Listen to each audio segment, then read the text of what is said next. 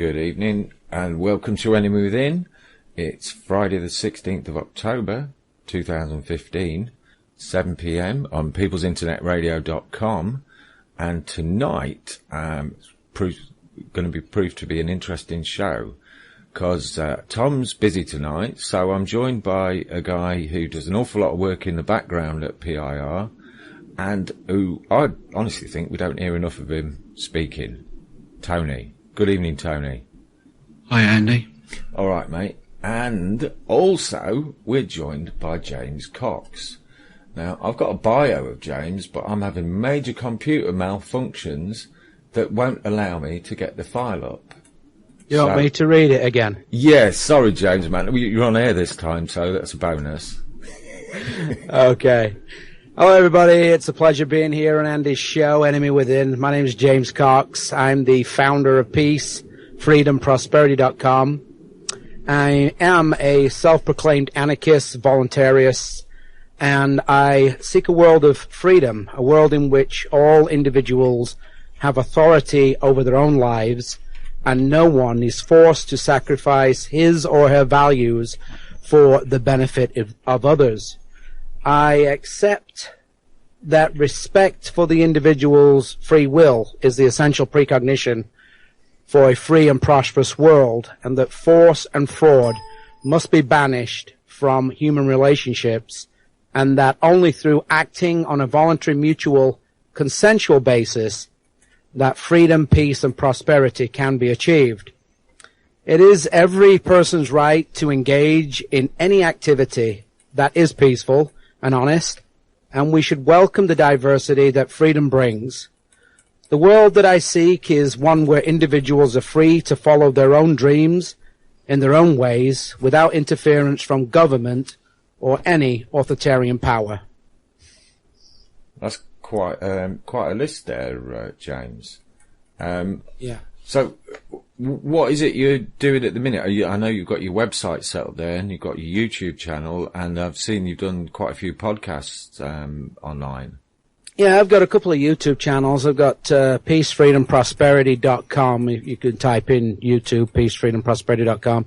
And I've also got my own YouTube channel, where I do artistic things. I've made a few videos recently. We've got these people talking about the flat earth, and I've done some mocking videos of that, and some people believe that what I'm saying is real, and some people, know that it's not real, and they know it's just a mockery. Like I said, everybody has the right to express themselves, and, that could be in an artistic form. I believe that we're all actors on this planet. The reason why I say actors is because we act out our actions. A few things that I wanted to say as well before you ask me that question as well is, one thing that I've started a long time ago actually is not to believe everything that I read, hear, or see, because there's always three sides to a story. There's your side, there's the person's side who's either created the video or the person that you're talking to, and there's also the truth. And anything that I say in this broadcast, what I would like to say is that basically it's just my opinion only and how I want to live my life. I'm not forcing my opinions on anyone. I do feel, though, that if everybody was to, kind of live their life this way, that this world that we all live in would be a better place. And what I'm talking about basically is my values. And all I ask of people is to accord me these values as I will accord people that, them their values. And that doesn't mean that we should all, fully agree on things. It just means that we should not use threats of physical force or use physical force to make someone accept each other's values. I adopt something that's called the non-aggression principle, which, a lot of anarchists do, and that basically means, it's also known as the non-aggression axiom, and it's what that is, it's a moral principle that prohibits the initiation of force by one person against another. Now, it doesn't mean to say that you can't use force to defend yourself. That's quite okay. But you should not go around initiating force just because you want to force your will on somebody by making them change their mind. I'm a man of peace, a man of love, and I think that it's something that, we've not tried. We've not tried peace and love. And, it looks like that whenever that gets tried, you've seen Gandhi, Martin Luther King, John Lennon, a few others that have tried this, and we know how that ends, don't we? But I think that if we can all do this horizontally and not vertically, because I say that there is no authority but yourself, that it would be very hard to rub somebody out if you've got a lot of people on this planet all echoing the same message, and basically that they're their own leader, but they're not the leader of anybody else. That's excellent, James. Something that I feel I must comment on at the beginning of this interview is your accent. It amazes me. It's kind of mid-Atlantic. You've got a little bit of Yorkshire twang in there, and also a little bit of US, and I think it sounds really amazing. Thanks. A lot of people say that to me. They say, "Where the hell are you from?" Especially over here, they say, and I'm getting now people on my YouTube videos comment, "Where the hell are you from?" Like that accent that you've got, I just can't place it. It's so distinct. It's so weird. And then they start guessing, are you from South Africa? Are you from New Zealand, Australia? But they never, they never guess that I'm originally from England. Yeah, I was born in South Yorkshire, just outside a place called Rotherham. If you don't know Rotherham, then the nearest biggest city is Sheffield. And, that's where I'm originally from. And I've been living over here in the States now for about, 15 years. So I'm in North Carolina right now.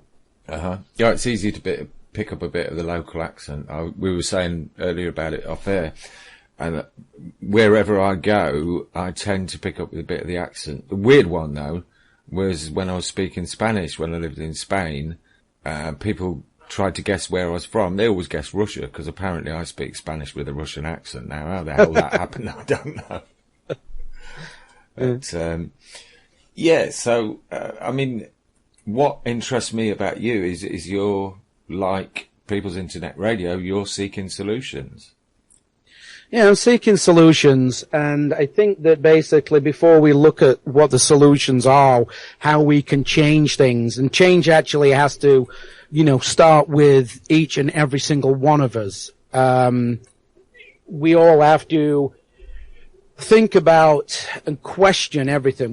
We should question everything and everyone. And if you see someone getting angry when you are questioning them about their values, then you may have just met someone with an, can never say this, authoritarian mindset. Mm-hmm. So people that have this mindset that don't like to be questioned, they see themselves as an authority, and they don't want to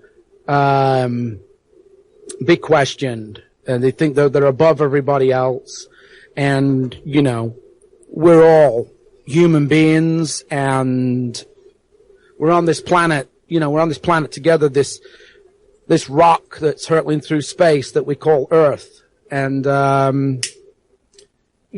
would like to talk about certain things, what I think's wrong. And I think a lot of the things that are wrong is the fact that even from being young, we've been lied to and we've been deceived. And what we've been lied to and we've been deceived to about is abstract ideas.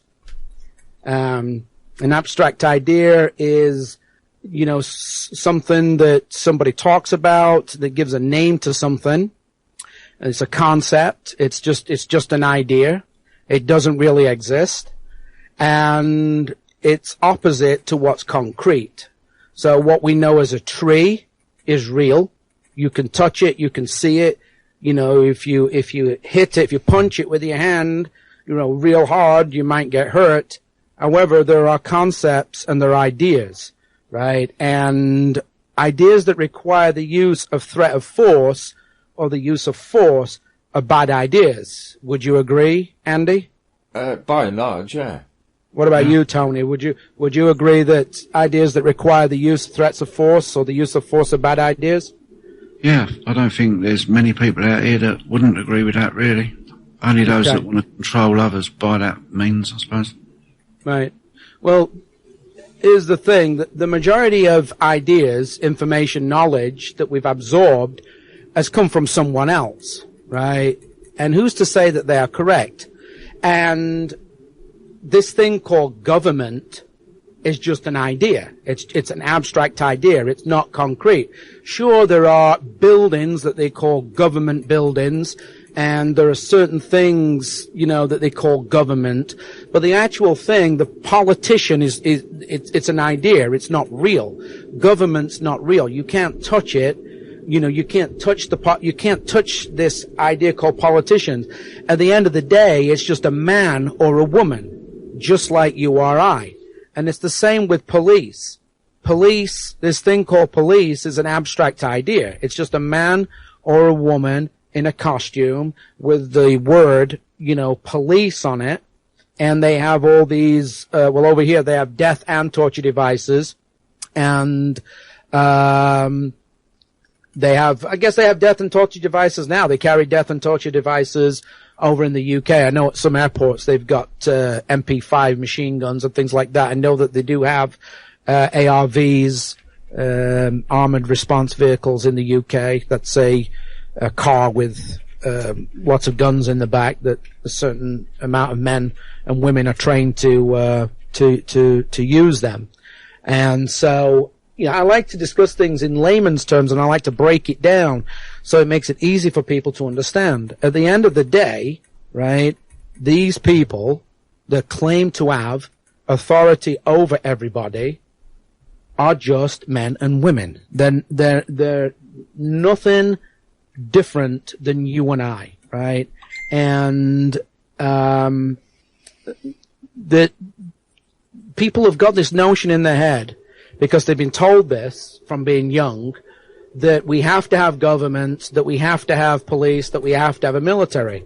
Well, what if basically everybody was armed? What if everybody had the right, anybody that wanted a gun, like they do here in the US, had a gun? In areas over here in the United States, there's not much crime where people know that there are guns, because there's a chance of somebody getting killed or, you know, shot. I know not that I'm for laws, but I think this was a good idea, but it shouldn't have been presented as a law. And you can Google this. There's a city called Kennesaw in Georgia, and its crime rate was high. And, I think it was the mayor passed an ordinance or a law that everybody in the city had to have a gun in their house, unless you were, you know, you could prove that you were mentally unstable or it was against your religion or something like that. So once this law got passed, you know what happened to the crime? I would imagine it almost evaporated. Yeah, I mean, just silly little petty crimes happened, but there was burglaries, dropped, rapes, robbery, you know, they just, you know, become practically almost non-existent. So, you know, that's a good idea, and I think that everybody has the right to defend themselves, you know, against anybody that wants to use aggression and wants to use force against, you know, want to steal something that somebody's worked hard to get. So, yeah, in that instance, that, aggression in defense, is a good thing. And we have people, like I say, that believe and they want this government, because somebody's got to be in charge, because if they think that if there isn't anybody in charge, if there isn't anybody ruling the roost, as the quote goes, then we'll all be running around eating one another's faces off, like zombies. And I don't think that's true. I don't think that would happen. Another thing that I want to touch on, which is another abstract idea, concept, is taxation. People, this is a nice way of saying that you have to pay us a portion of your fruits of your labor, or some men and women in a costume with death and torture devices will come and kidnap and cage you. Mm-hmm. And, taxation's theft. That's all it is. It's a bad idea. However, what's insane about it is this. If you were to go on the streets and just ask people that you've never met before, and I'll ask you two guys, would you pay somebody to tell you what you can do and what you can't do? Well, for me, of course I wouldn't. But that's the unfortunate position we found ourselves in. Our public servants are not servants, are they? This is what we do. We pay people to boss us around, to tell us what we can do and what we can't do, right? And it's an insane and it's a bad idea, and the use of force, threats of violence, kidnapping and caging, and this is what I call it, because like I said, I like to break this down into layman's terms, because they use these nice fluffy words like arrest. Oh, he got arrested, because it sounds nicer than kidnapping. And that's what the police do. The police actually kidnap you. Now, I'm not saying that, somebody shouldn't have a word with somebody if they're doing something that may cause a problem, right? I don't think that you need an ordinance or a law or an act or these ideas. That's all they are. They're just ideas that these men and women, their wills, they're forced upon everybody. And how they're forced upon everybody is somebody gets the notion to write it down on a magical piece of paper, these magic words. And then these people, these men and women that call themselves politicians, meet in a chamber. And they have this magical ritual. And then, all of a sudden, that becomes a law, right? And realistically, it's all a law is, all laws are, is a idea backed with the, use of force. That's all it is. These laws. Now, if we want to talk about then, okay, James, you're saying there shouldn't be any laws. That doesn't mean to say that we shouldn't be living by principles. And I mentioned the non-aggression principle. You can Google the non-aggression principle, and basically that just means that you should not aggress against anybody. And you shouldn't steal. There's just a few things. These are just moral codes, morality that we should all be living by. Citations, that's another tax. Mm-hmm. You may not have, you've not harmed anybody or their property, and you are written an extortion note, because you disobeyed the order. That's, you're driving down the road and there's one of those round signs that they have in England, with the red border around it. That's an order, and it's got a number in the middle. Let's say 30, and you're doing 40.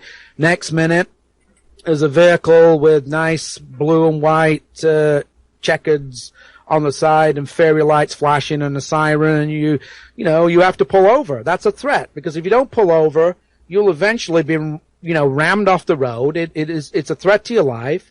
If you don't pull over, and take the orders or the citation from the man or the woman in the costume, there's a good possibility that you could end up in hospital or you could end up being dead.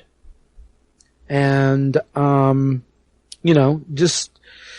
it's just this crazy notion that all this stuff is needed in order for this world that we live in to function. Another thing is licensing. Mm-hmm. This is something that you're free to do.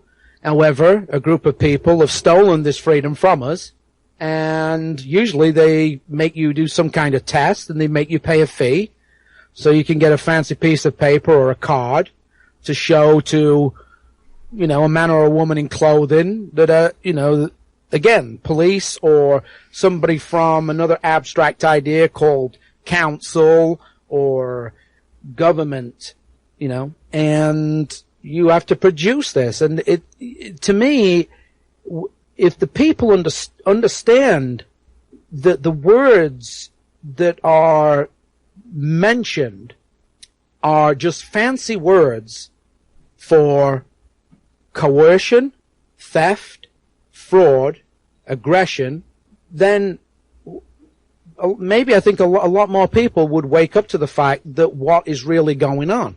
Mm-hmm. Well, when you look at it, James, a license is just a piece of paper that you bought from the government that says you can do something which would otherwise be illegal. Now, these people who we're paying supposedly to represent us are purely serving their own interests and those of their commercial sponsors, i.e. the banks.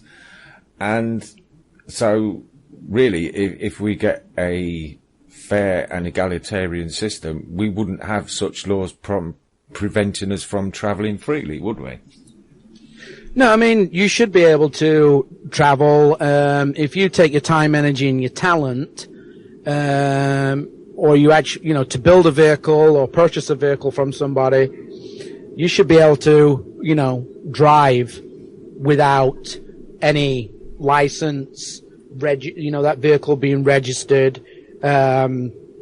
You know, it's a risk. It's a risk for somebody to travel with you. It's a risk for somebody to be on the road in another vehicle, and it's a risk for somebody to be, you know, on the sides of the roads. But years and years gone by, when people had this marvelous invention called the automobile, there weren't licenses, there weren't number plates on them, you know. Mm-hmm. People drove these around, and then all of a sudden, oh, here's another way to extort money out of people. Let's have these vehicles registered, and anybody then that drives one has to have this piece of paper, or, you know, they have to take a test, and they have to have this license to do so. I mean, it's absolutely insane. Mm-hmm. I remember. Sorry, go on. Sorry, can I get in? Is it not really necessary though? Because over the years, we've gone from having very few motor cars on very few roads to an awful lot of motor cars. And I'm not sure that I'd want to be part of a system where people without licenses are just driving around on the roads, because there's some bad enough drivers out there as it is. And also, what we've got to differentiate from here is, because a lot of what you've described up till now, James, is what we would hear on people's internet radio. We'd be describing that as legality and the corporate world, yeah, and not where when you take a license and you sign up for it, you as your legal person are saying, yes, I'm going to adhere to all these rules and regulations. And then when you go round a corner that you shouldn't do or break a traffic light or that, we're going to be saying, well, actually, no, I don't need to be adhering to these rules and regulations because I'm a man. Right? So I've got a big conflict with this here myself. One, for the road safety element of all of this, because getting back to even further into what you were saying there, where you don't actually need the license. You can travel, can't you? I think most of us here know that you can lawfully travel wherever you like. But we was having a bit of a talk about this the other night, and we're saying, where does that end you up? Well, we've had this conversation quite a lot on here, and it's a bit of a lottery where that's going to go, you know, and it's not necessarily a good thing. But where I want to get to is what you're talking about with your way of living, with your anarchism, and that's something else I want to ask about in a bit, but voluntarism. Yeah. Anarchy, yeah. Yeah, but, you know, it's very similar to what a lot of people are talking about here in terms of sovereignty. You're talking about self-governance, really, which is, for me, what I've got sovereignty down to. So, if we get along the lines of the whole thing is made just to get us to perform as a legal person, as a corporation within a system that has those rules and regulations, if we bring ourselves away from that to the man, to the woman, to the flesh and blood, as we talk about a lot, then if more people understood that fully, we would have a simpler way, eventually, of getting clarity in what this legal nightmare actually is. The legalese, the double talk, the stuff that we all have to learn if we want to deal with all of that. And right, and there lies the problem, because you've got these men and women, like I say, that call themselves politicians, that call themselves government, and they write things in legalese. They create laws. They create statutes. They create acts. And I just want to get back to actually when you were saying about the traffic, that you wouldn't like to be on the roads with something like that. Well, did you know that there's certain towns in Europe that have actually removed all traffic signs and all traffic lights and anything to do with the signs telling you which city is in which direction and stuff like that, but they've done away with it. And what do you think that's created? Do you think it's created chaos, or do you think it's made the streets more safe? From my experience, I'd say it's created a freer flowing traffic system. What about you, Tony? You wouldn't be asking me that if Andy weren't right. So, okay. Going with that. Yeah. Basically, what happens is when you have signs and restrictions, and they've done studies where if somebody's wearing a seatbelt, they will actually drive faster and less carefully than what somebody who's not got a seatbelt on. And when there's no road signs and no traffic lights and all these things saying you can't do this and you have to do this and this and the other, what happens is when people are driving into these towns, all of a sudden they slow down. And the reason why they slow down is because it's taking that false sense of security away, and it's getting people thinking more cognitively about what is actually happening around them, more aware of their surroundings. And these towns have actually found that they're not having the traffic problems because this is something that's called spontaneous order. And that's another word that people who are listening to this broadcast should Google, spontaneous order. But back to what you were saying. There's three words that, if anything, that you can all take away from this broadcast that I want you to remember. Voluntary, mutual, consent. Voluntary, mutual, consent. If it's not voluntary, then it's the opposite. You're forced to do it. And if it's not consensual, that you don't consent to it, then it's unconsensual and you're being forced to do it. Mm-hmm. So this is what I'm saying, that if things are done on a voluntary, mutual, consensual basis, if that's what we do, if somebody consents to exchanging goods and ideas or services, then that's fine.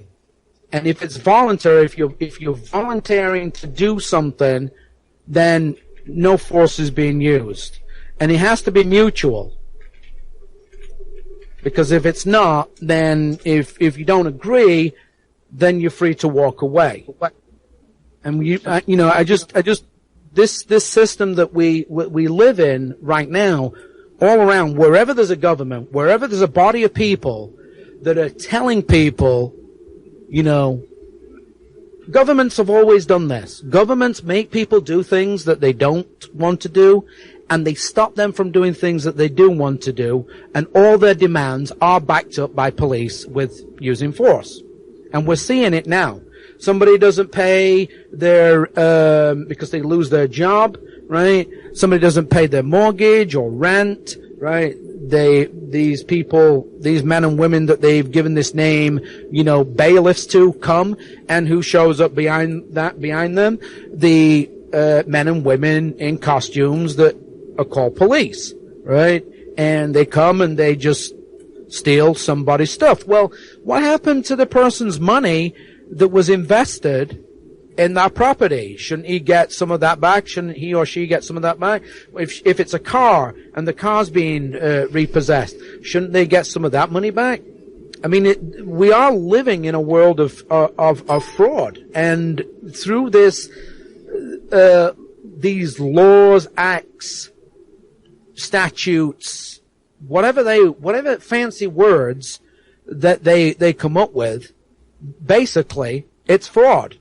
Laws are fraud. It's a group of people telling others, what they can and cannot do. And by the way, if you don't toe the line, this is what we're going to do to you. We'll steal something from you.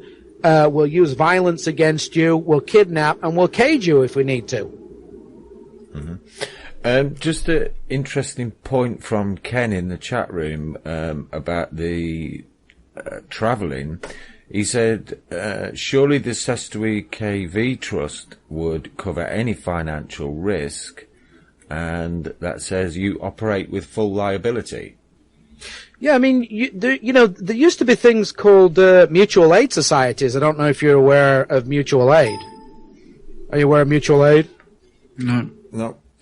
Mutual aid societies were where people volunteered to pay money into a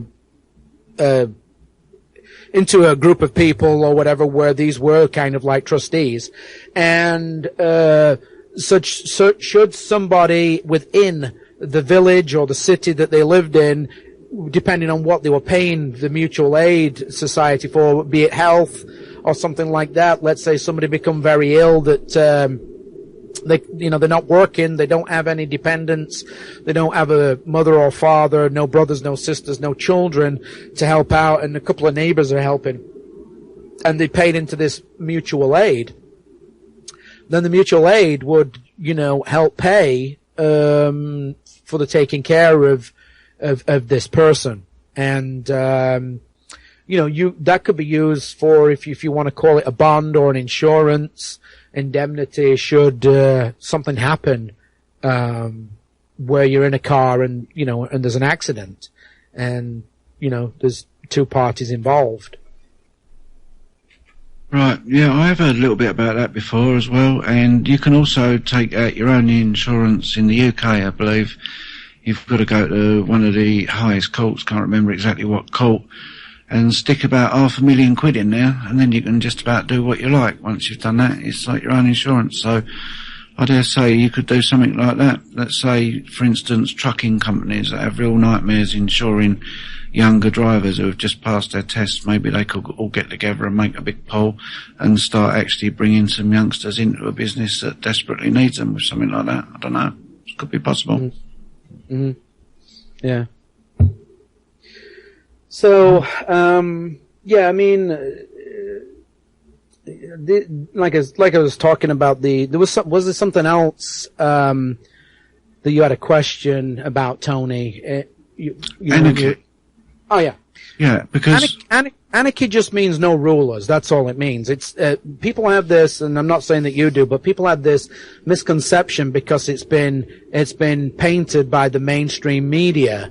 Anarchy is people going around, overturning cars, setting fire to things, smashing shop windows, stealing things, causing damage. And that is not what anarchy is. If you look at the definition of anarchy, anarchy just means no rulers. It means, nobody ruling over you. There is no authority but yourself. You're your own authority. You have no authority over anybody else. You tell yourself what to do. You don't tell anybody else what to do, and that's it. And anarchy doesn't mean, it's not what you see on TV. That's the way that the mainstream media have, painted it. Yep, I understand. I've had a lot of debates about this with people over the years who just don't get it. One bloke claims to be an special agent or something or other, and involved in all sorts of things. Right, pretty clever fella, really. He seemed a clever fella until he just couldn't work out what anarchy was. Wouldn't have it. I sent him some links and all that. Still wouldn't have it. So indoctrinated with it. It was unbelievable. But in essence, that sounds like you're saying self-governance, which is what I'd say as a sovereign. Well, I try to leave the word, governance, government out of things. I think these are, like I say, these what it boils down to is that you're just a man, and that's just a woman, and that's just another man, and basically I don't have the right to boss them around, and they don't have the right to boss me around, and that's what it boils down to.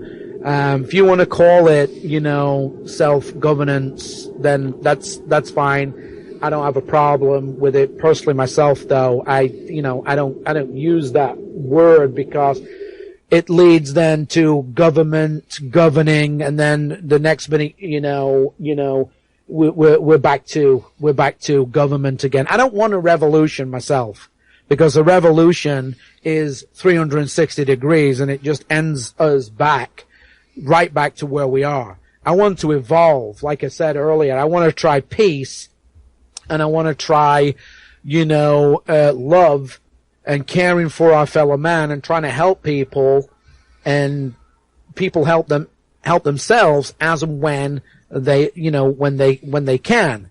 And I think that that would be such a great world, to live in. And it doesn't matter, what we use as currency, as, that money, this fake pieces of paper with nice colored ink on it in England, it's just mainly green over here in the United States, and numbers, and they're called Federal Reserve notes, which is, it's just a piece of paper that represents nothing.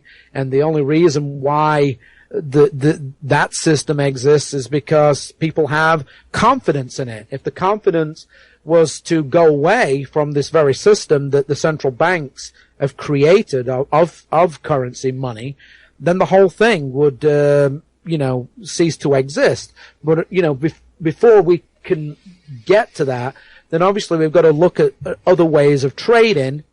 And, to me, that could be, in what's called, there's different things springing up now. I know there's a system that's been around for a long time.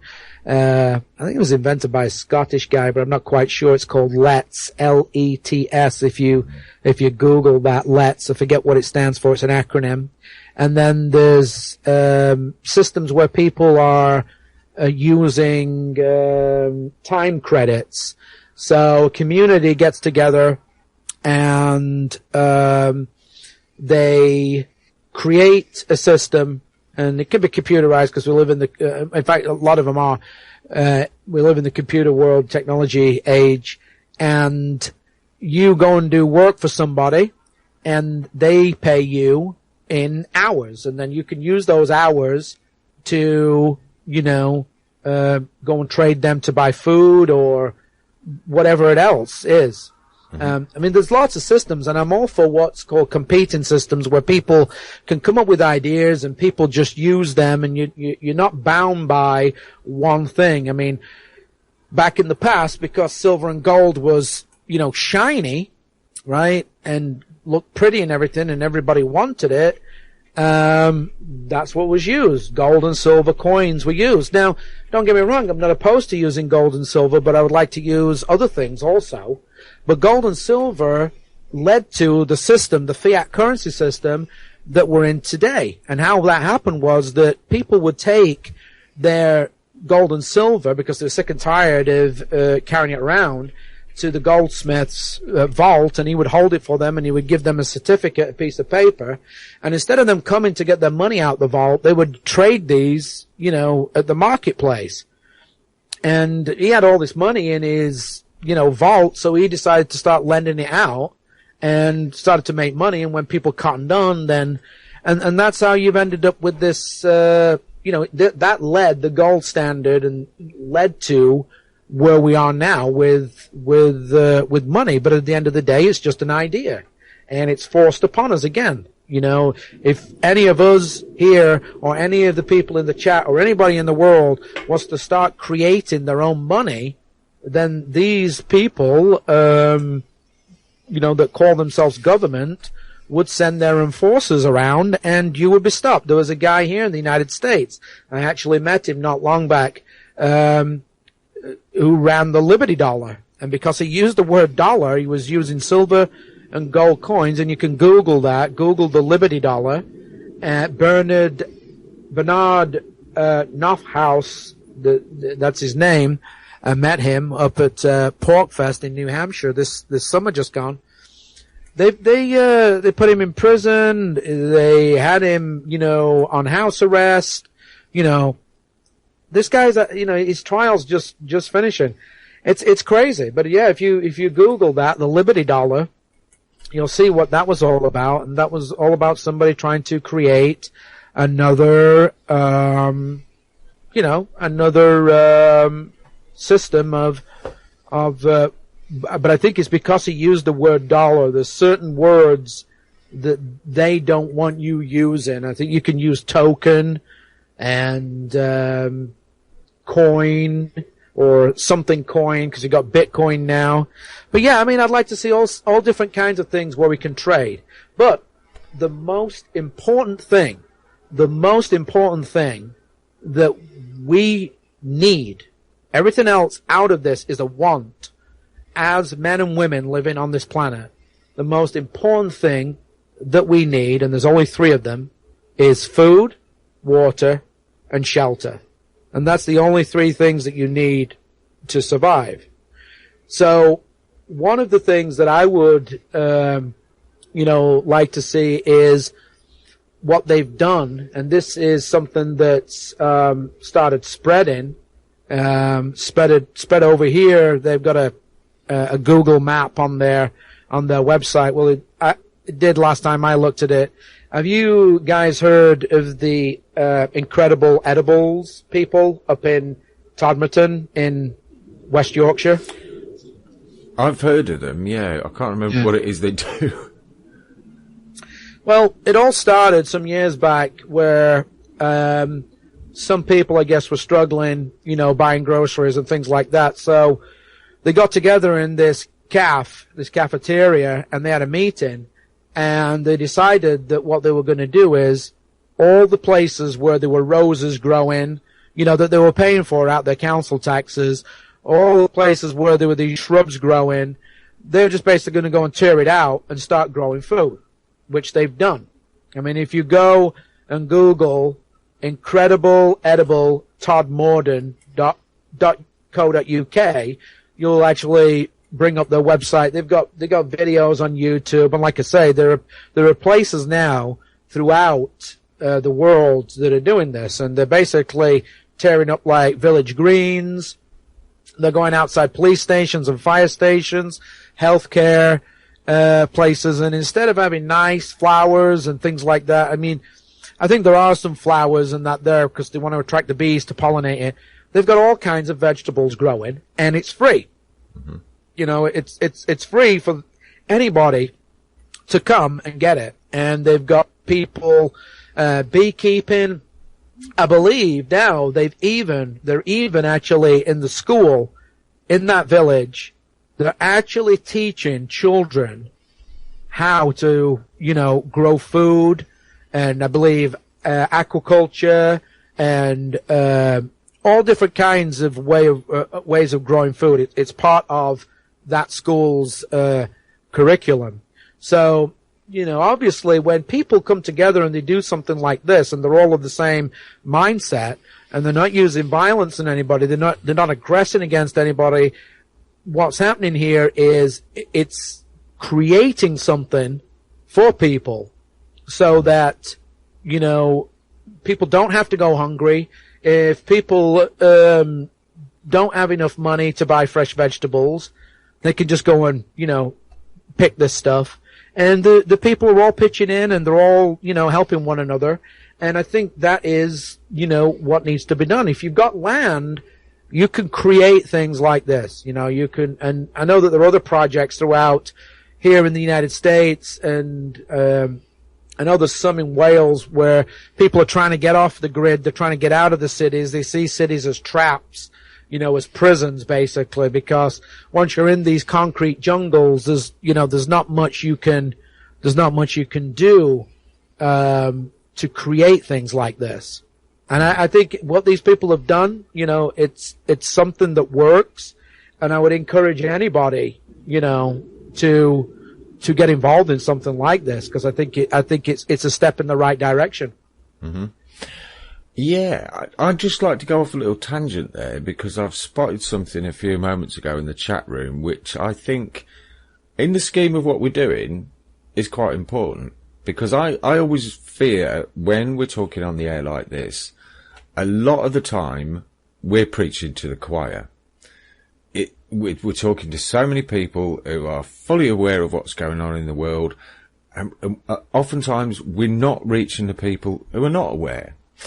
But something I saw a little while back in the chat room, Keith it was, posted that his son Daniel, who is 4 years old, listens to PIR all the time, and he absolutely loves it. People power, or power to the people.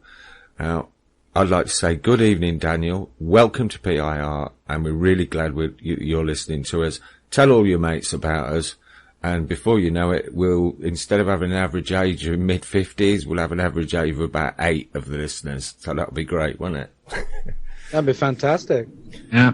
Hi, Daniel. Can I just say about the incredible edibles, while you was talking there, James, I remember where I'd heard of them before. Somebody from there has actually been on People's Internet Radio. I'm pretty sure I'm right. I think it was Dr. Rock a month or two ago I was listening to. But yeah, it's fascinating. Yeah, really good stuff they're doing. There is quite a few groups in the UK doing similar things as well. Dr. Rock brings us quite a bit of stuff, information about that sort of thing, and he will be back next week, folks, for all those that have missed the doc as much as I have while he's away. That'll be good. Yeah, I've certainly. Yeah, I mean, that's great. I mean, the technology's out there, people have got knowledge. The knowledge is on the internet if they haven't got the knowledge. We can create electricity using solar and wind ourselves. I think it's just a case that people need to get on with it and broadcast it and let people know that, this is what they're doing, that, and why they're doing it is because they don't want to be forced to pay an electricity company for something that they can generate themselves. I watched a great video the other day. The guy, the 5-hour energy drink? Have you seen that? It's on over here. It's on you go into a gas station. There's a small bottle. That's petrol station in England. There's a small bottle by the counter. They have them in grocery stores next to the registers and things like that. It's a small bottle, basically. You drink it, and if you're down, you don't have energy, you drink it, and it's got like caffeine and things like that in it, and it's supposed to give you energy. Well, this guy's made that much money selling that. His business, took off. He can't believe it. He now wants to invest back into people, because obviously the people buying this, people bought his product, made him wealthy. So now he's inventing things. He's got these inventors that are inventing things with him. And one of the things that he's invented is a bicycle that if you pedal it for 1 hour a day, it gives you 24 hours of electricity. I mean, that's amazing. Wow. Yeah, wow. You get an exercise, by doing it, and you're creating electricity. And the video's on YouTube, and I'll have to send it to you, Andy. There's got a couple of projects. One is places where there's hardly any water. They've manufactured, or they're inventing these engines. It's like a desalination plant, and they put them on these barges and they push them offshore, and it sucks the water and it cleans the water. And there's a big, bendy tube on the back of it that comes back to shore, and it pumps this water back, clean water that people can drink. But there's lots of things that people can do, that we don't do, and we can collect rainwater. You can build, rainwater catchment systems by, putting small roofs up, just a stall with tin sheets on and guttering, and then rain barrels. And you could use 12-volt pumps to pump the water from, these barrels into a larger tank, and then you could clean and filter this water and use it for drinking or watering plants and stuff like that. You know, there's lots of stuff, and it's not that there are not people doing this. There are people doing it. I think that more people should be doing this. I think absolutely right, James. A lot more people should be doing these things. Getting some fantastic ideas in the chat room now. People talking about using pallets for making various things. P.O. there, cornice above his fireplace is made from pallets. And somebody else earlier said they were making raised beds from pallets. I think it's amazing reusing these resources. Although I did used to quite enjoy selling pallets when I was a truck driver, because I used to get a nice little bit of bonus there. Mm-hmm. Yeah, there's a lot of things that you can make from pallets, sheds, chicken coops, you know, all kinds of stuff. Mm-hmm. There's lots of ideas. I saw some guy was getting pallets and he was taking them apart and he was making really nice, you know, using the wood off them, and he was making really nice, like a farmhouse table.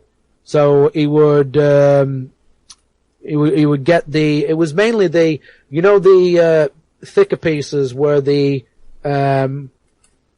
wood is actually nailed to them, or I think they use staples, don't they, or something like that. He was actually using those pieces, the pieces in the middle. He was like stripping the wood off and using those. And then once he got it all assembled and everything, he would sand it all down, finish it, and, you know, and sell it. And people were amazed that this thing was actually made from pallets. But yeah, there's lots of things. I mean, have you seen these earth ships that they're building? I think there's one in Scotland that they're building right now. Have you seen these earth ships that they're building or have been built over here in the United States? Mm-hmm. Yeah, I've seen some of them. Yeah, they're pretty amazing. Yeah.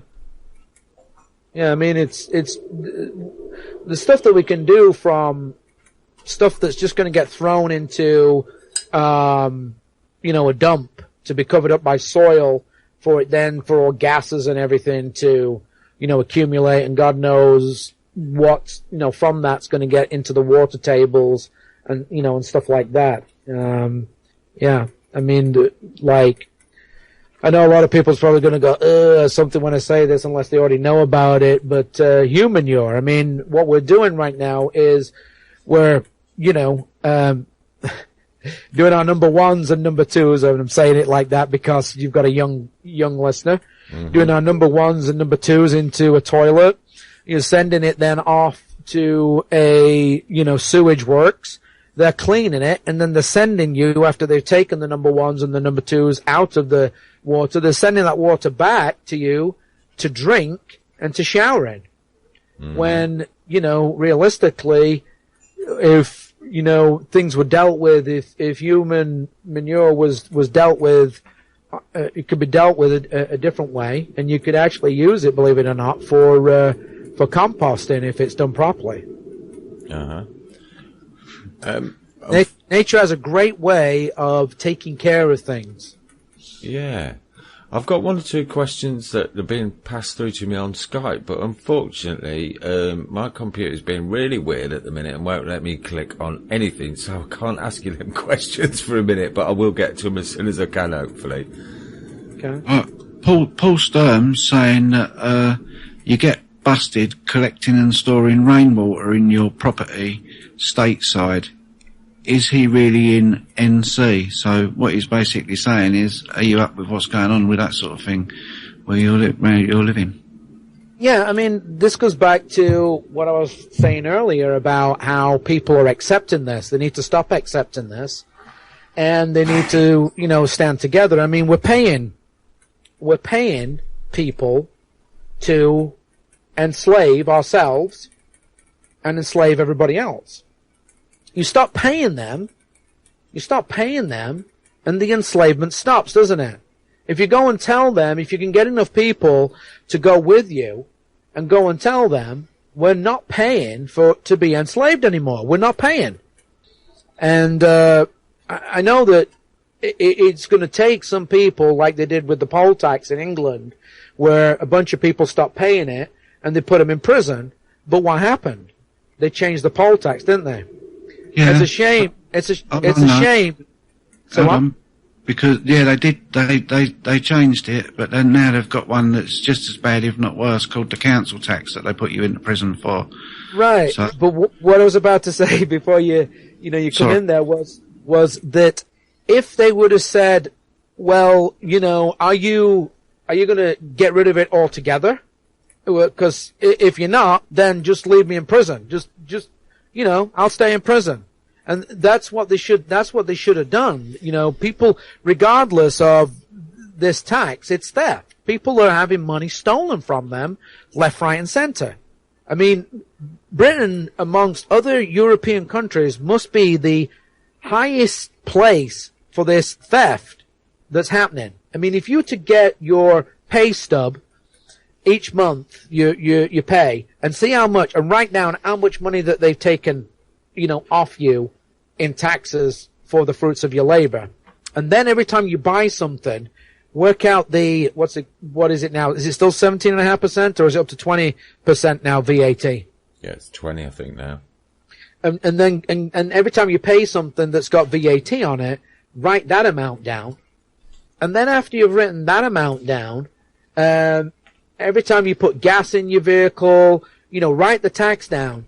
I bet you'd be amazed how much money you are paying in tax. And then put the tax on the electricity, the tax on the gas if you're using gas, anything that you're paying out for. Where it'd be a license plate on your vehicle, that's a tax, all of it. A driver's license, that's a tax. Insurance, write that down. This is money that they're mandating that you have to pay. And see how much money you're actually left with at the end of the day. And I think that's what they rely on. They rely on not enough people working that out. Hold on a minute. I'm going to work and I'm making 600, 700 pounds, a week. But realistically, after all these taxes and everything that I'm paying that's got tax on and everything, I'm left with 100 or 200 pounds. Mm-hmm. Yeah, there was some figures bandied about quite a bit here in the UK a little while back, saying about 53%, and these was figures from the mainstream, so you can bet your life it's more than that. Oh. So it's a lot of money, but what we haven't mentioned yet, and we really ought to, because there will be some people twitching, is that there is no law that obliges any man, woman or legal person to pay any tax. And there has been a $50,000 reward for many years out there for anyone that can find a law that says any man, woman or legal person is obligated to pay any tax. So we ought to bear that in mind, and we need to withdraw consent, and we need to stop funding the things that we're disagreeing with. Big time, I agree with you that, all the way, James. And another little thing that I might want to bat in here with is, we were talking about money, or you were talking about money and different types of money. Well, one of the most successful forms of money in the UK was sticks. Yeah, people used to trade with tally sticks, and I know, again, most people here would have known about that, but for those that don't, you want to look into tally sticks, because the period of time in this country was known as the Golden Age, and there was no, the only golden thing was the way people was living, apparently. I mean, I don't know, it's probably a load of rubbish as well, but it seems that for hundreds of years that people lived and traded very, very comfortably just by using sticks. But then I want to go on to sovereign currency, which I don't hear talked about anywhere near enough. Mm-hmm. I think if we look at that, I mean, at People's Internet Radio, there's a lot of people, they're talking about the mathematically perfected economy. And for me, I still don't understand it. I've looked into it and I've heard different ideas about whether it will, whether it won't, and I don't understand it. I want something simple that works for me. I don't want to be a banker, a mathematician or a scientist. I don't want to do any of that. I'd like to go back to taking pictures and just getting on with my life. But in the meantime, I'm doing things like this, and we need a better way.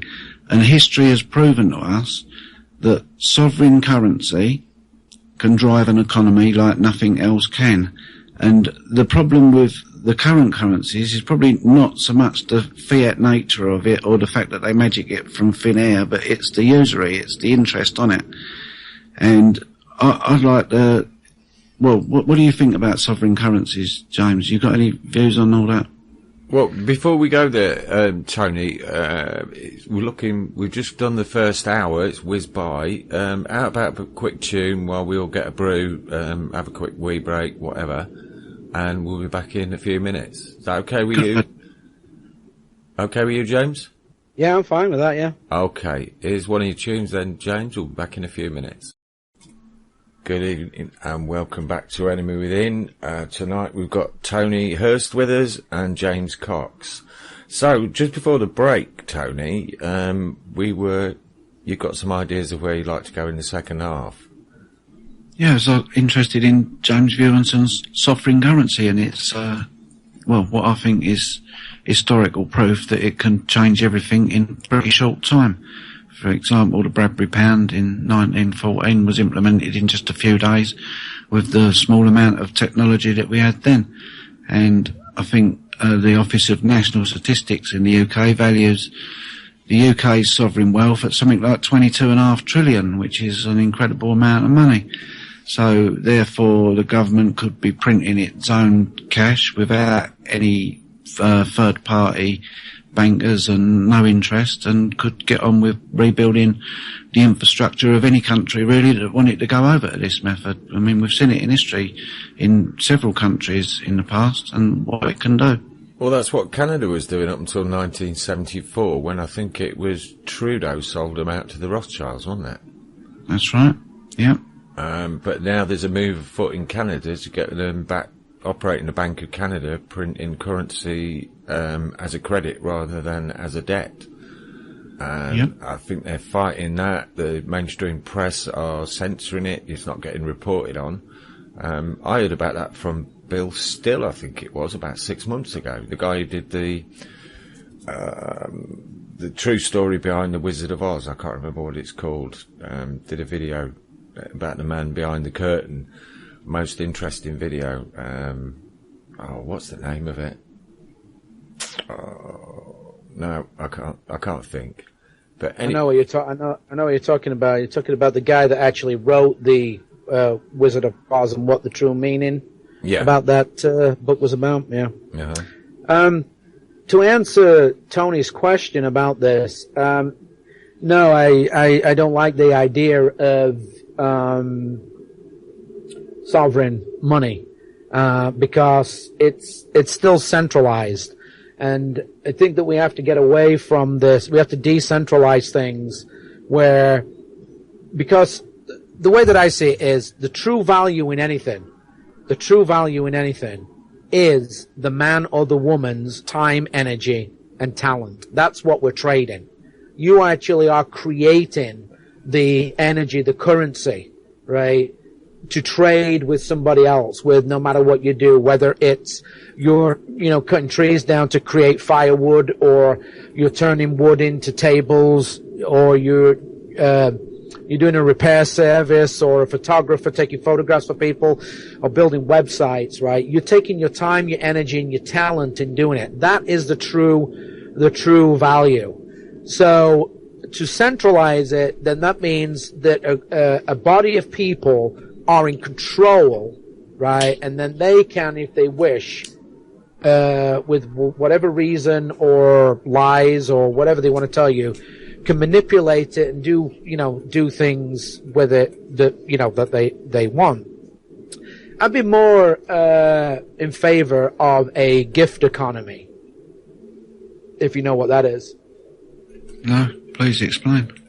All right. A gift economy is basically you do whatever job that you want to do, whatever business. And I think that rather than being business, like working for somebody, I think us all as individuals, as men and women, we should be in business for ourselves, right? We should be able to contract with whoever we choose, so long as it's, again, the three words, voluntary, mutual, and consensual, right? And we should be able to contract with other men and women and do whatever we want, right? And now, in a gift economy, basically, everybody is in charge of their own basic, what they produce. So, for example, let's say, and I'm going to talk in layman's terms again. Let's say I'm a carpenter, right? And I make furniture. I make chairs, tables, bar stools, kitchen cabinets, whatever. I produce these, and I have a place. And, you know, we're talking here in the absence of government, right? This would only work in the absence of government, or, you know, any regulatory authority, any hierarchy. So I create all this stuff. I make things from wood, and I have a shop, and somebody comes in and they say, I'm going to take that table and chairs. Is that okay? And I say, sure. And they take it. Now, you, Tony, you have a restaurant, right?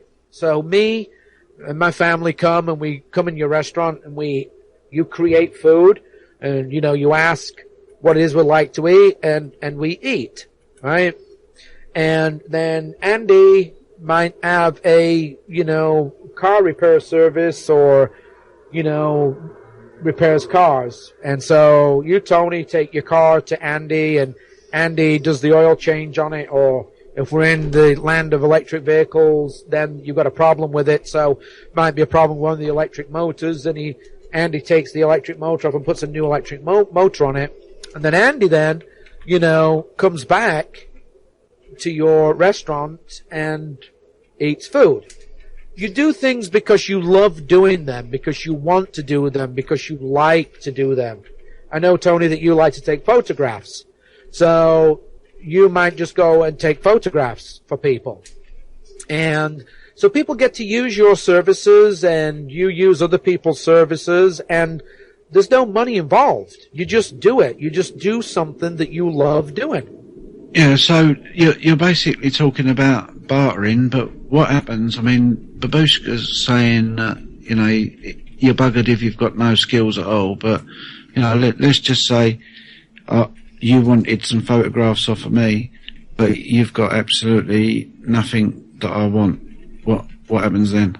I don't give you anything, because you can go and get whatever you want from anybody else. And when anybody wants your services, they call you up and say, hey, I want to put some new photographs, Tony, and the last time I talked to you in my restaurant, you told me you were a photographer, and you left me a card with all your information on, and that's why I'm calling you. Can you come round, you know, and take some photographs, and, you know, give me the photographs to put on my website, because I want a real, you know, professional job done of it. I think that to say that some people, you know, don't have any talents or any skills, I think that's a misnomer. I think everybody is good at doing something in some way, or they can help somebody, right? Whether it means that, say somebody doesn't know how to, you know, change the spark plugs, the engine oil, or change a electric motor, then they can go and help somebody, by, you know, taking out his trash or something like that. You can do whatever you like to do. You know, I think there's lots of things that, you know, people can do, and they don't necessarily need I don't think you necessarily need a skill to do them.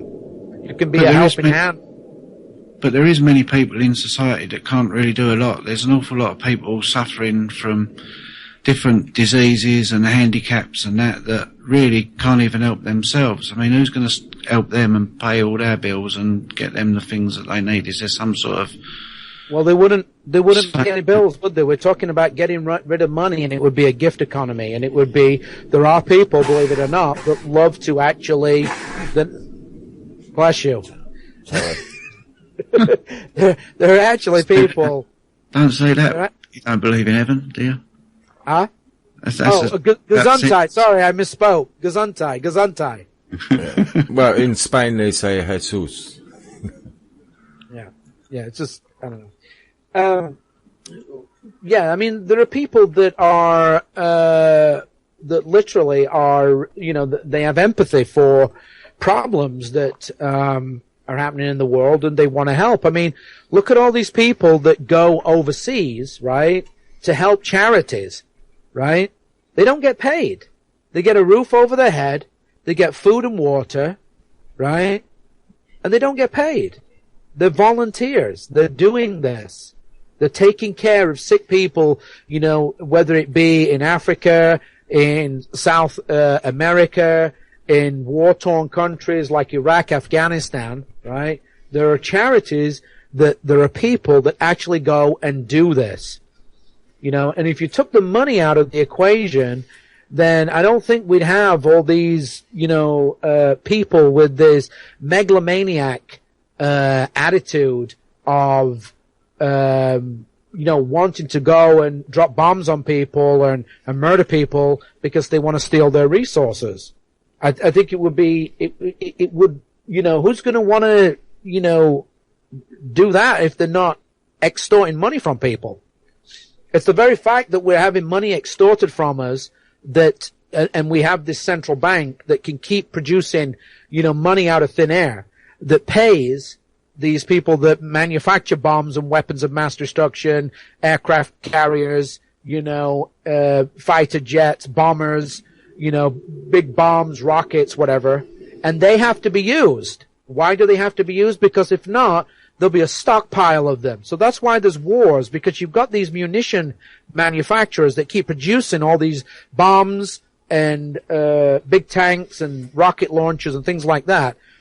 And if there's a stockpile of these death devices, then this so-called thing called the government is not going to pay any more money to them, because they're going to say, hey, we've got what we need. We don't need anything else. They're going to say, well, you need to start a war then. Oh, okay, yeah, that's right. Who can we tell lies about now? Oh, yeah, this person in this country, he's a dictator. He don't want to do this, or he's oppressing his people. Let's use what we've got, so then we can extort more money out of the people to buy more rockets and bombs, to blow more people up and to cause more death and destruction and more displacement and, you know, cause all these people to run away to countries that are doing it. And that's what we're seeing right now. We're seeing all these people from Syria, Afghanistan, and Iraq, right, getting out of the way because they've had enough of it. They don't want it anymore. So somebody has actually said to them, listen, England's not getting bombed. They're the ones dropping the bombs, or they're manufacturing the bombs, and America's not getting bombed. So maybe we should go to the countries that aren't getting bombed, that are starting these wars all the time. And so the problem that's been created has been created because the people in these countries that are at war and dropping bombs on these countries have gone along with the plan, and they've allowed these men and women that call themselves government and politicians to do what they want with their money, and this is the outcome of it. You take away that, if you have a gift economy where basically you just do what you want to do. You might be a painter. You might like to paint things. You might be a welder. You might like to weld things and make things. You might be an artist. You know, people, once you make it, you know, you put it out there, people can take it. You grow food. People will take it. I mean, it's just, you know, it's a crazy world that we live in, that people love this piece of paper. They love this piece of paper that says £5 on it, or $10 or $20 with a dead president's head on it, or that woman that calls herself the queen, that hairy goat-legged person, you know, they love that more than what they love people. It's strange. People love things and use people. And I just, this whole thing, I'm not against money at all. I'm against when money becomes centralized and people are allowed to control it. And when it becomes centralized in any way, shape, or form, when there's some kind of authority, some kind of governance over it, some government, then, you know, that's the problem. So I'd be more inclined for a gift economy, competing currencies, different things that, you know, different ideas, you know, that come into the marketplace. It could be, you know, time hours, like I said, where people work on time. Right now, I'm quite sure there's a lot of work that needs to be done in England and over here in the United States, but people don't have this thing called fiat currency to pay them. So, you know, if you went to somebody's house and you had some kind of method where you get paid in time hours, then you can go and exchange them. Somebody writes on a piece of paper, James came and worked for me for 8 hours, and then you take that to the store and you talk to the store owner. That would be another way. The store owner says, okay, I'll take that. And then he can trade that 8 hours of time for, getting an oil change on his car or, whatever it is. Why can't we write our own currency? Why does somebody have to be in charge of writing the currency, creating the currency, putting ones and zeros on a computer system? Like I said, gift economy and all different kinds. I'd like to see a competitive way of trading with one another. It sounds good. It sounds, almost like the sticks in a way, but I still think that maybe, I don't know, things like the amount of drug addicts that we've got on the planet, and that, how does that all work out in a system like that without a currency? I don't know. We've got a question now. I mean, we could probably go on with this for a long time. I like what you're saying. I like the idea of it, and I would like to talk more about like the possible practicalities of that. Mikhail's asking about the transition from the current model of the gift economy. What would happen to average people who had debts owed to them, or money tied up, things dependent on current system to some extent? Okay, I don't. What would it matter? What would it matter what happened to it? At the end of the day, you'd be free to do whatever you want and go and do whatever you choose, and you'd be able to go places. People would be doing things because they like to do it. Look, when we start having these conversations, people have got this, they're not thinking about this as being absent of government, right? I'm talking here about a true free society, a true stateless free world where there is nobody saying to you, you can't do that unless you get a license, right? Where you get a license from somebody to do it, right? I'm talking absence of all that. So basically, you would be living your life, right? You would be living your life freely, happily, doing what you want to do. And what is more, when you're doing what you want to do and you're not doing harm to anybody, what creates more happiness than that? I understand. How would we go about that transition, though? I can't see that being easy. How would we go about the transition? Well, people would just carry on doing what they're doing. So if you're a nurse, right, you would carry on nursing. And if you want to go and, get some clothes from somewhere, you just walk in and you get it. Now, if there are people in Mogadishu or, in one of these third world countries that are working in these sweatshops, if the people that are over there manufacturing this stuff don't want to live by that, that's fine.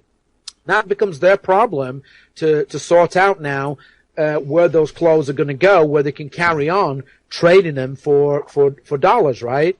We're talking about your community, the area that you live in, right?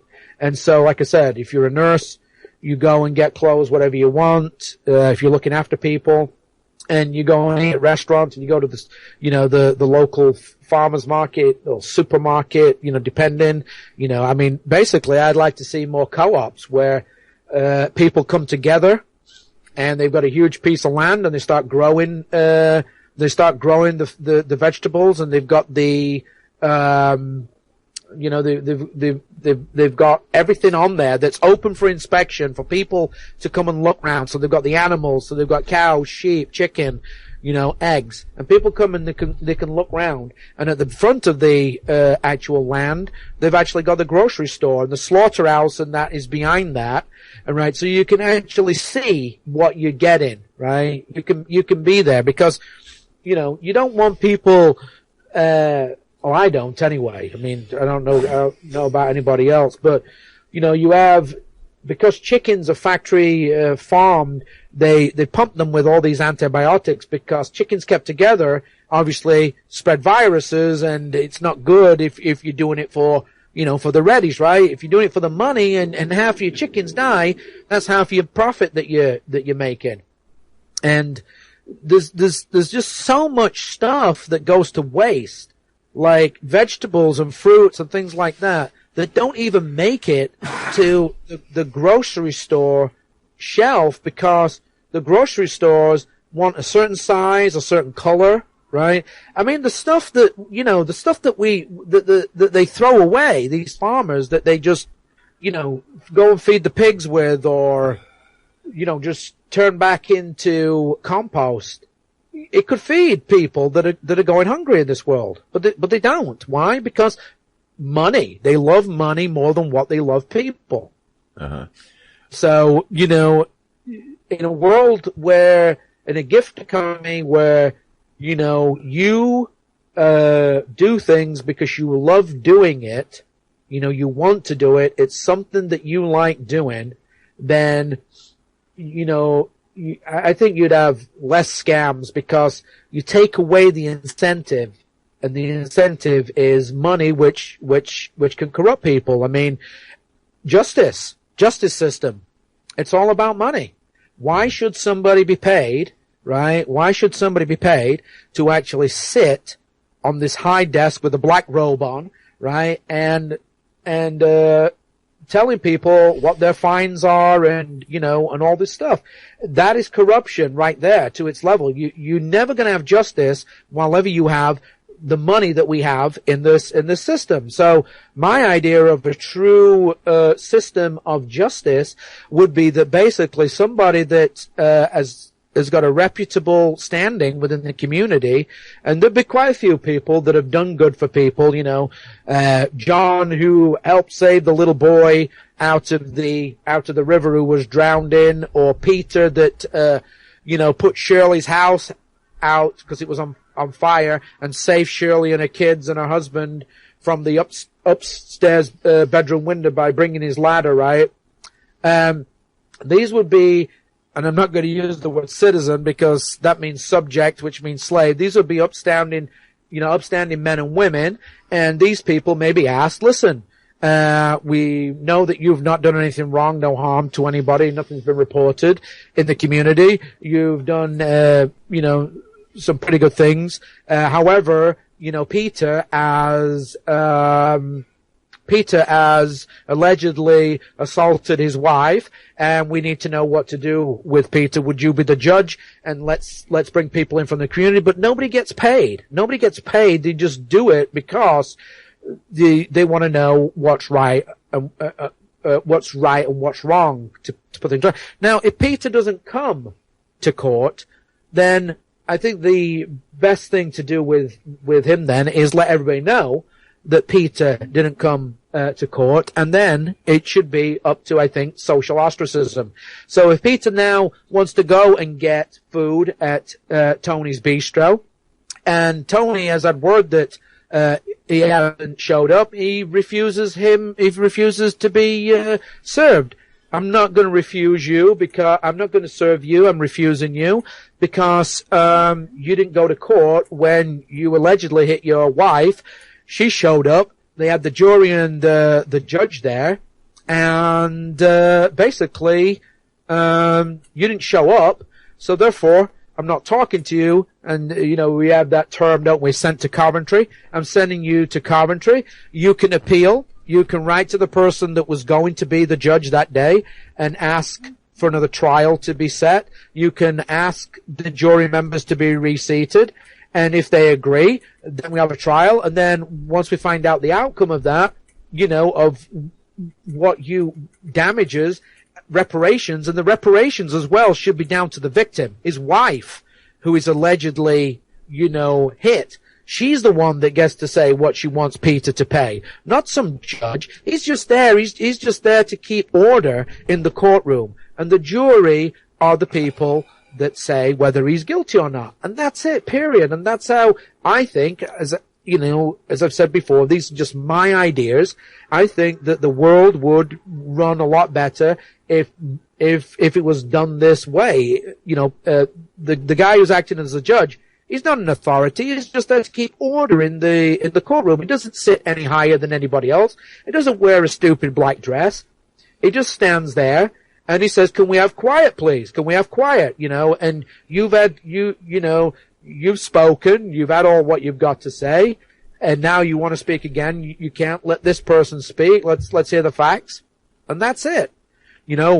It's simple. We seem to complicate things, and money gets in the way. When money gets in the way, fraud happens, and lots of stuff starts to happen to people. And in the justice system, the victim or the victim's family never gets compensated. It normally ends up with them having to take out another lawsuit, which involves them paying money to take the person back to court to get compensated. And I think putting people in jail, I think that's a stupid idea as well.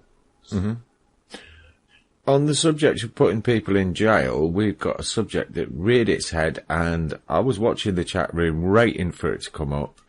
And I think it was Delamitri asked a few minutes ago, what's your view on growing hemp? And also we've got Lucky Eddie's messaging me in Skype because he's waiting for his sign up to PIR to be approved. So good luck with that, Eddie. And James. Hemp. Yep, it's a plant. I think it's absolutely criminal that people are being arrested for growing hemp, pot, marijuana, whatever magical word that they've given it. It's a plant. Cannabis sativa, cannabis, whatever. There's different strains of them. I think people should be able to grow it. I know that oil can be produced from it.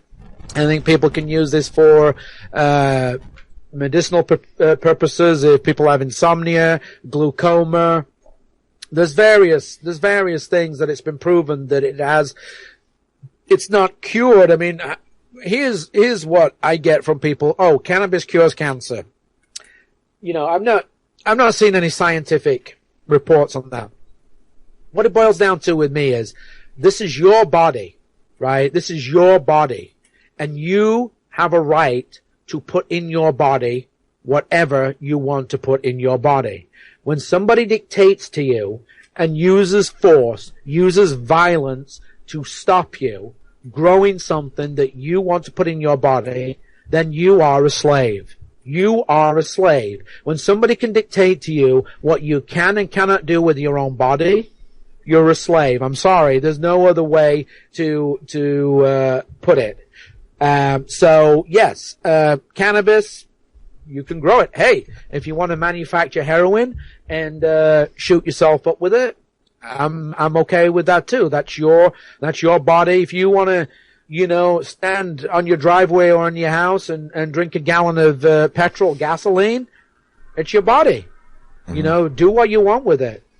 For somebody to tell you what you can and cannot do with your body, you're a slave. And, it's time that we get out of this slave mentality that, we're having our energy, we're having our time, energy and talent, stolen from us, and we're exchanging it for this fiction, these pieces of paper, this monopoly money, and we need to be coming up with ideas to trade with one another on different levels, different ideas, different ways of interacting, and get rid of this, idea that everything has to be done through coercion, that we have to have a law for this and we have to have a law for that. We don't. You do something wrong. My idea is that basically you find somebody in the, town or village that you live in who is of good character, and you ask them, or it could be a slew of people, it could be 10 people who are good character, and you put the name in a hat, you let them know that this has happened, you pull a name out, and then you select a jury, and you invite this person to come to court. You don't force them, but you let them know. Several people can go and let them know. You've been asked to come to court because it's alleged that you've done something wrong. And if they don't show up, like I said, Word gets around, they get ostracized, nobody wants to deal with them, and because they didn't show up in court, and that's it. Why do we have to use violence? Let's try peace and love instead of, violence.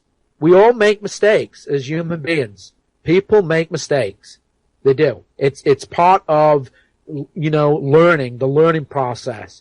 But, we have this, very violent authority that aggresses against people that says, well, we put a sign up here, and if you disobey it, then you're going to have to pay. And if you don't pay, you'll be kidnapped and caged. Mm-hmm. So what do we think then of the mindset of so many in so many countries that would rather do you harm than do you good? How does that transition? How does this? Because it sounds all great what you're saying, James, and don't get me wrong, I'd really like to be living in a world where all that happened. But again, I get back to transition.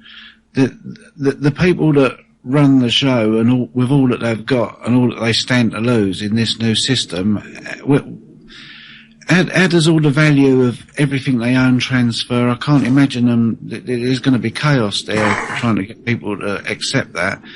But then going back to, oh, blimey, I forgot what I started saying now. What was I started talking about? How do you defend yourself? Is that what you're saying? No, there's so many people out there with a different mentality that would rather harm you than help you in life, right? Now, well, I'd rather harm you. If you do harm on somebody, and like I say, I would like to see a world where everybody has a gun or has multiple guns, because I believe that an armed society is a polite society. You are less likely to pull a gun on somebody or a knife on somebody knowing that you could be just rubbed out there and then. Right. And so I think that if, teaching from a very young age, and here's another thing as well. I don't think smacking children, or putting them down or belittling them or talking to them like, they are pieces of dirt is the right way to bring up a child in this world. And the reason why I'm saying this is that when you have, and I think we talked about this the other night, Tony, when you have all this screaming and shouting and fighting in families, that child believes that he is to act, or she believes that she is to act in that way. These are learned behaviors. So it all starts with peaceful parenting.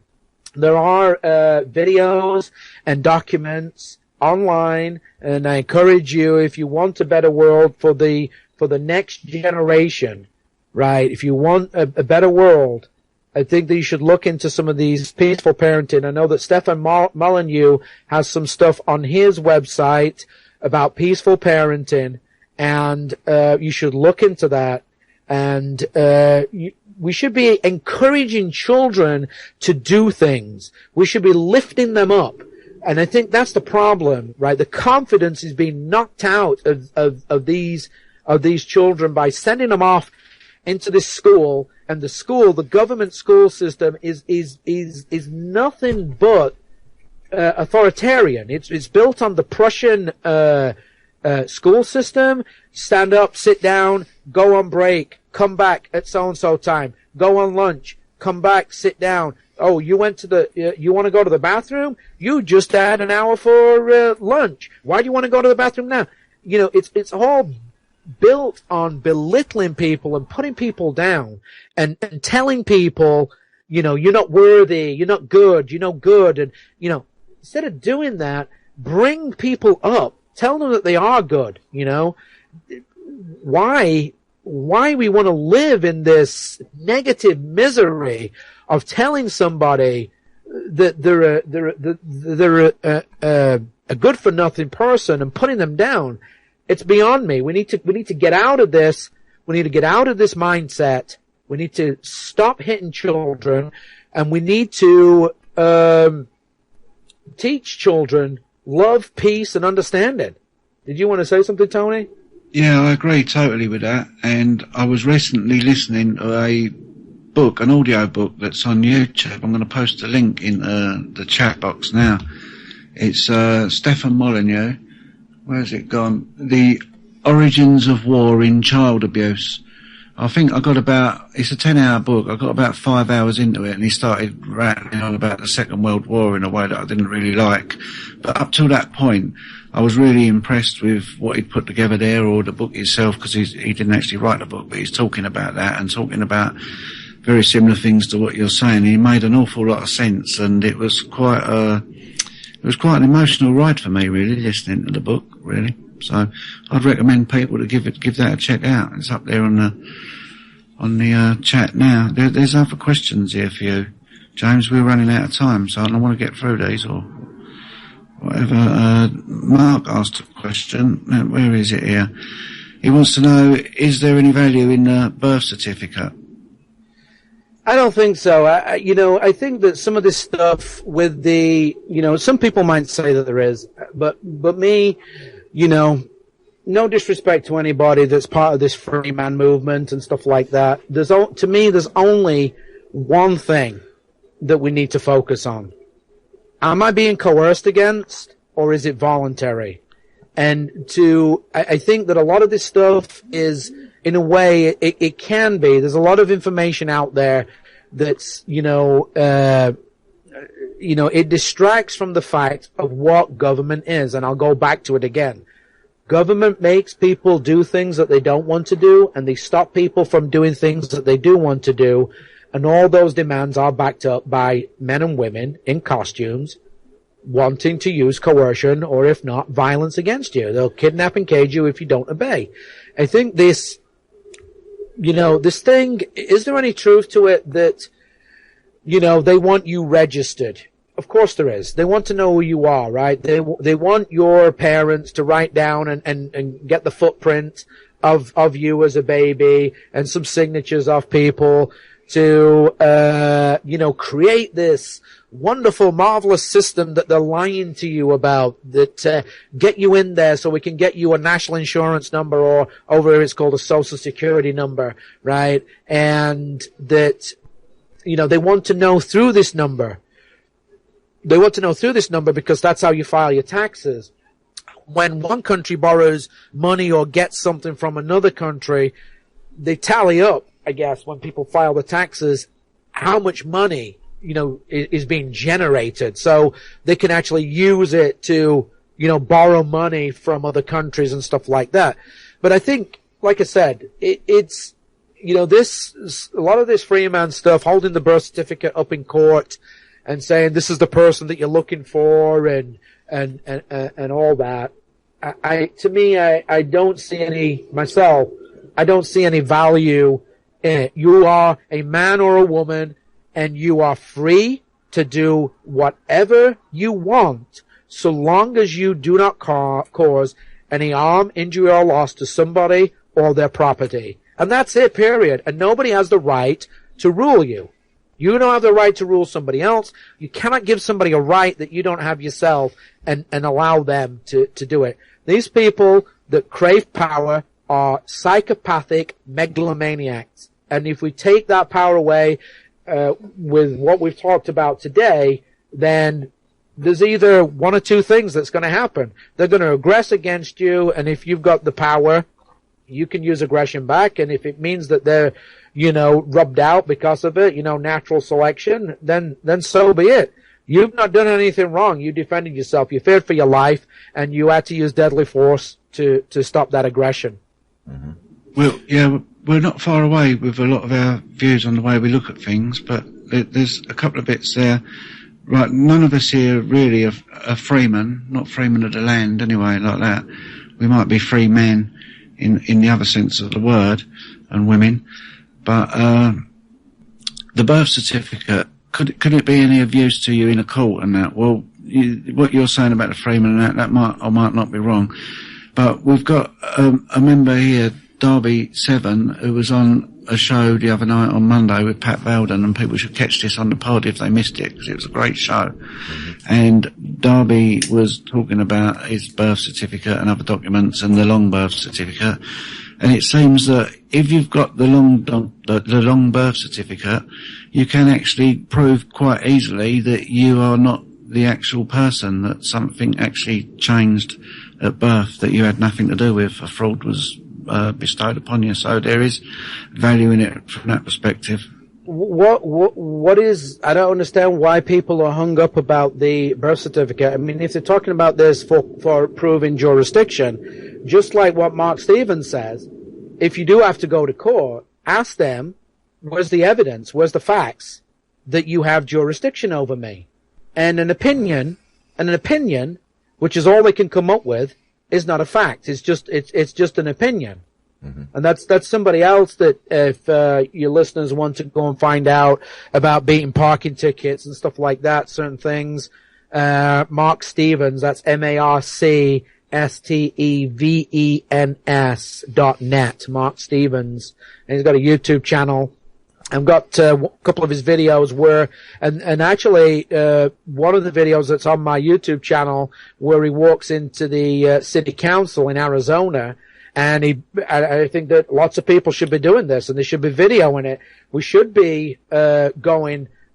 A whole bunch of people should be going with cameras and sitting in courtrooms and video recording what's going on.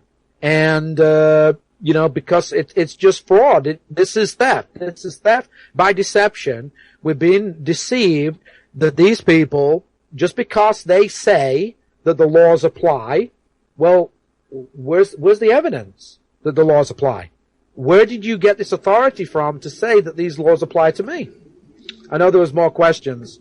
Yeah, document and verify from whence you derived your perceived authority. It's the question, isn't it? Yeah, where's the evidence? Where's the actual factual evidence that these laws apply? Where's the actual evidence that you have jurisdiction over me? Am I not a man that has as much rights as what you do, and you don't have any more rights than me? I can't do what you're doing to me. What grants you the right for you to do what you're doing to me, along with your enforcement agents here? Just because you have a monopoly on violence? And that's what it boils down to. Because there's the majority of people believe in this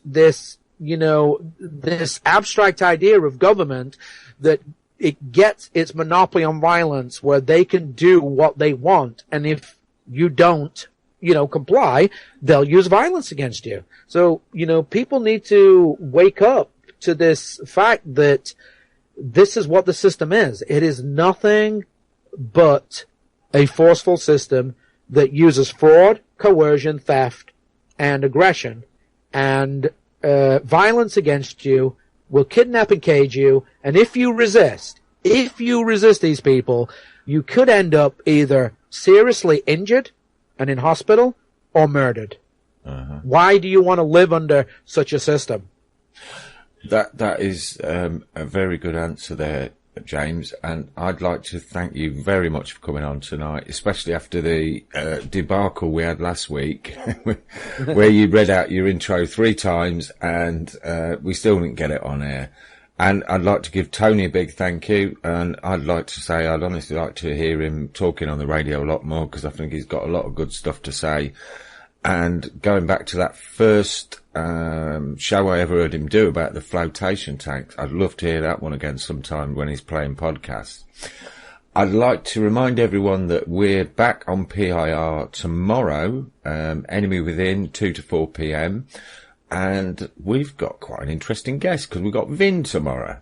And Vin will be talking about the official offer to our American listeners and to PIR initially, and then we'll see where the conversation goes. I know he's got 1 or 2 interesting things he'd like to talk about. And then that will be followed at 5 p.m. by Alison Dunlop and the ADX Files, which is brand new to PIR. So that'll be UFO and paranormal. Alison's been with us a few weeks now, and we've got permission to play her on PIR, so I hope you all enjoy that one. In the meantime, stay tuned for Martin Farrell. Thank you, Tony. Thank you, James. You're welcome. We'll say Thanks good for night. having me. Thank you very much, mate. I hope you come back on again soon. And you, Tony. Cheers, James. Brilliant. You're welcome. Okay. Thanks very much. Stay tuned for Martin Farrell. Good night, guys. It's not playing. Jesus shit. You want to mention Mark Gillard's YouTube channel then, while it's not playing? Yes. Mark Gillard's YouTube channel, Trial by Social Media, is now back up and running, I believe. He had some trouble. He had that hacked, I believe. But Mark's got that back up and running today. And here we are. We've got the music. It's Trial by Social Media on YouTube. I think we've got the music back ready to play. So thanks very much, Tony. Thanks very much, James. Thank you. We'll see you all tomorrow. No, it's not doing it. Right. I'm a bit stuck here because I don't know what I'm going to do. I can't get the blooming thing to play. I keep doing We'll this. talk for another 3 minutes then and go without a tune because everyone can still hear us. So. Yeah. What is there, James? We haven't posted the links to your sites or anything yet. I've got them all here. I'm going to post them up. Tell us about them. Yeah, we've got peacefreedomprosperity.com, and on there you'll see a video about the philosophy of liberty. That's a great video to watch. Philosophy there. My YouTube channel, James Cox. If you just type in James Cox Anarchy, there's some interviews on there with different people like Larkin Rose and Mark Stevens and a few other people. And then I've got peacefreedomprosperity.com YouTube channel. There's some interviews and some videos on there. Oh, and also I've got on my channels a documentary of me. It's like an hour long interacting over here with federal agents and police. There's encounters. So check those videos out as well. That's brilliant. Thank you very much. I'm not sure quite what I'm going to do to actually switch this off because I can't click on anything at the minute, so I can't click to stop the stream. This is going to be just turn your computer off now, then, isn't it? Worst comes to the worst, hit the power switch at the back, innit, to drop the stream. Oh yeah, I'll drop the stream. Oh, F4, is it not working to drop any programs out? I don't want to. Yeah, looking forward to talking with you more, James. I enjoyed that, and we'll get on to it. People was talking about other things there. We didn't get a chance to ask you about chemtrails and I don't know, food, all sorts of things there was coming up. Yeah. Well, it's something for another radio broadcast, I guess. No, yep. I'm afraid it's not working, the Alt and F4, so I'm going to have to switch the power off in a few seconds. So if you could do the honours with a handover, Tony, I'll hit the power button in a few seconds. Sorry about this, folks. We've got some brilliant tune lined up there, another crass tune ready to play us all out, and unfortunately we couldn't do that, so we've got about 30 seconds left. Just say when you want me to type this in, Andy. Yeah, okay. We might as well drop them in a second if I can just find the power lead. Alright guys, I'm gonna go. I will talk to you guys later. Okay, thanks James. very much. Have a good one, mate. James. Sleep well. You too. Alright. Yeah. Alright. Bye.